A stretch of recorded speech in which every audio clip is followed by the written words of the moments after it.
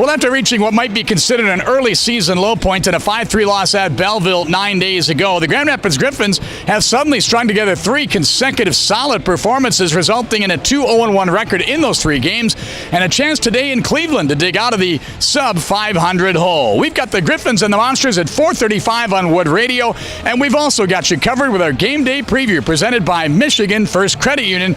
I'm Bob Kaser inside Quicken Loans Arena. Well, the Griffins will play 3 3-game and 3-night stints this season, today being the finale of the first of them. It started with a 3-2 shootout loss on Friday against Iowa, a game in which the Griffins outshot the Wild 36-22. Last night at the Van, the Griffins limited the one-loss Milwaukee Admirals to only 25 shots on net and pulled out a thriller thanks to this late third-period goal, a McIlrath rocket. It's good. Obviously, you want to get that out of the way early. You can start gripping the stick a little tighter if it becomes a few games, but I knew if I kept shooting and good things would happen.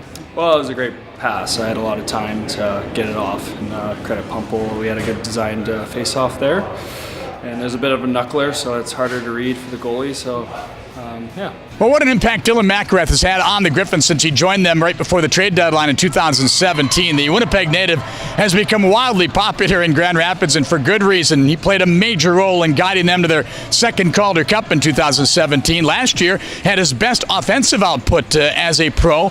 7 goals he scored. Last night he got his first, but boy, was it a timely tally coming late in the third period in a 1-1 hockey game. Yeah, last night was I felt like finally like a normal hockey game, and I felt myself. It's been a trend. I don't know why. I've always wanted to change that, like start better, but I think it's a little bit both. Like me adjusting to the new season, to the new team, and also team has always struggled a little bit in the beginning. So I don't know why, but it's been like that. Well, the nod and net again this afternoon will go to Harri Sateri. He'll face a Cleveland team that the Griffins will play only 4 times this season. Of course, the reason for that is the Monsters are now a part of the Eastern Conference, with Colorado joining the American League as the 31st team and jumping into the West.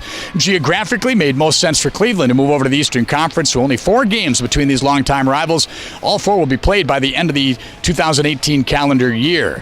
One player of note among many, Cleveland looks like they've got a good team. They're off to a 7-3 start this year, but veteran Zach Dalpe is tied for the league leading goals with 10 already in just 11 games. The Griffins will insert Giovanni Smith and Jake Chelios back into the lineup this afternoon. Both sat out the first 2 games of the weekend. We'll have the pregame show for you again at 4:35 in advance of the 5:05 face-off. We hope you'll join us on Wood Radio. Again, the Griffins will be on the road later this week in Winnipeg on Thursday and Saturday. That's it for today. Thanks for joining us, everybody. Bob Kaser signing off from Quicken Loans Arena in Cleveland.